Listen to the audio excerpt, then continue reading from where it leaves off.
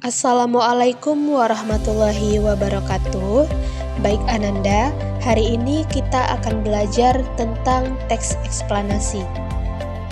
Nah, pernah nggak kalian kepikiran, kenapa sih bisa terjadi hujan? Kenapa sih bisa terjadi pelangi? Atau kenapa jalanan bisa macet?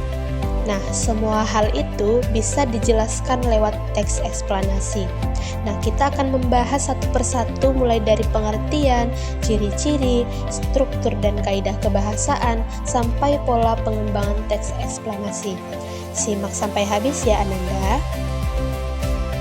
Secara etimologis, istilah eksplanasi berasal dari bahasa Inggris, yaitu explanation, yang bermakna tindakan menerangkan atau menjelaskan.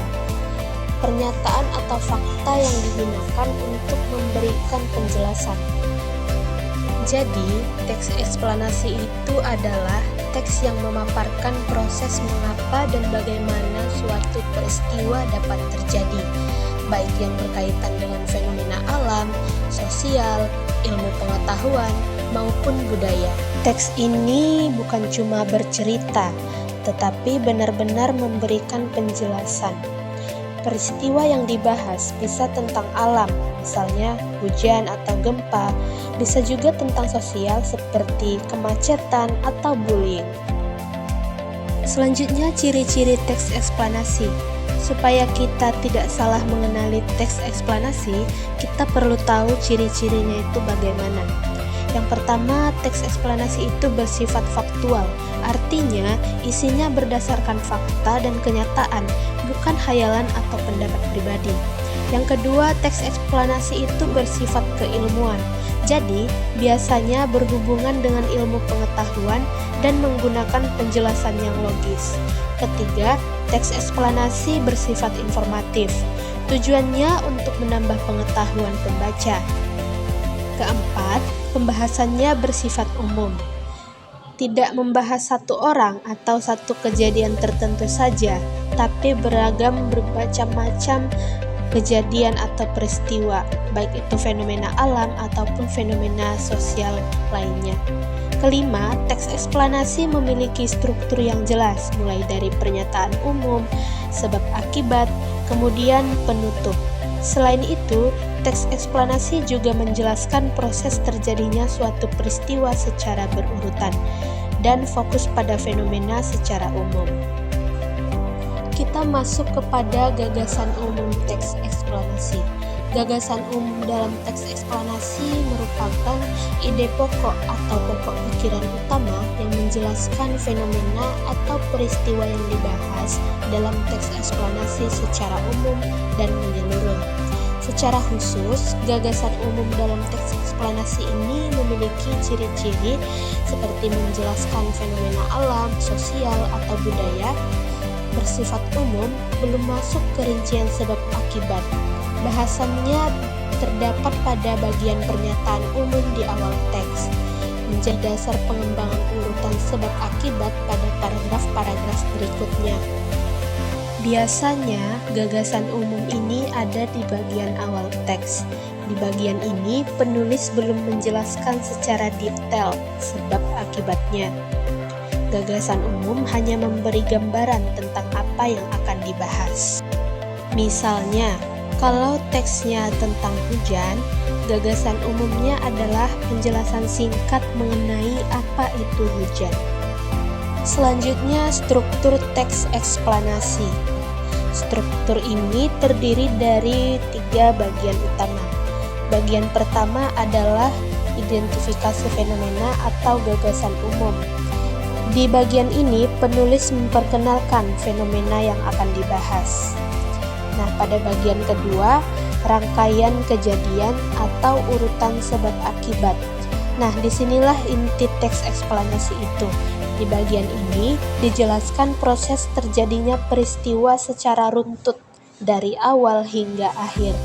Bagian ketiga adalah interpretasi atau penutup.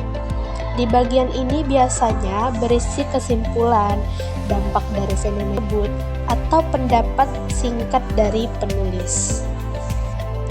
Sekarang kita membahas kaidah kebahasaan teks eksplanasi.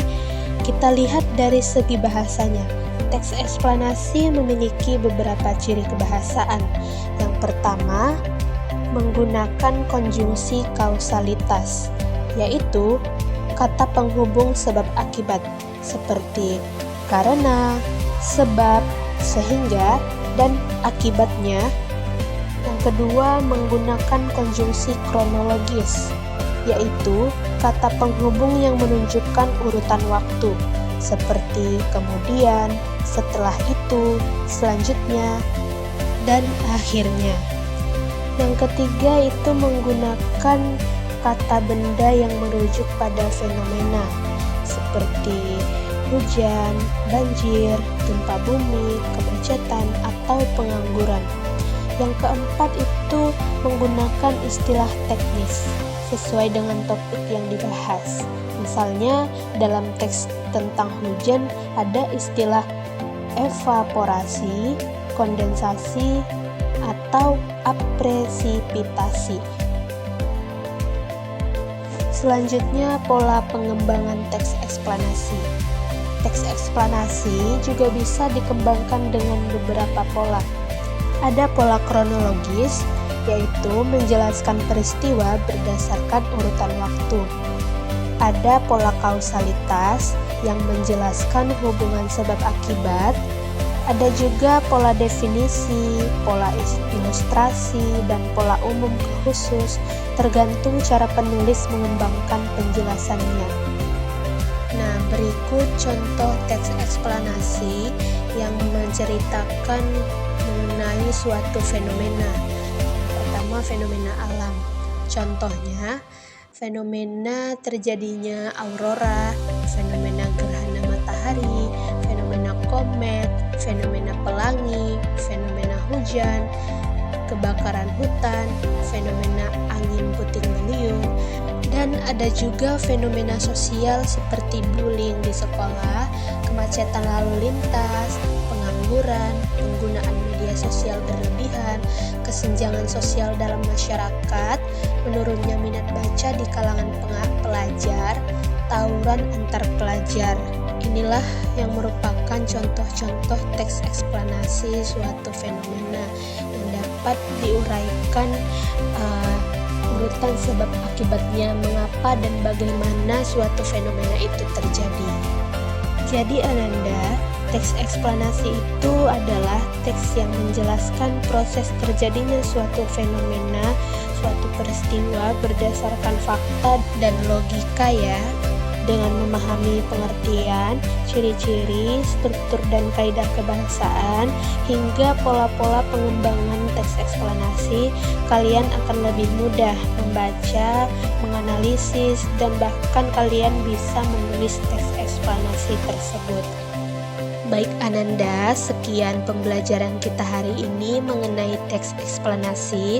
Semoga Ananda dapat memahami dan semoga pembelajaran ini bermanfaat bagi Ananda semua.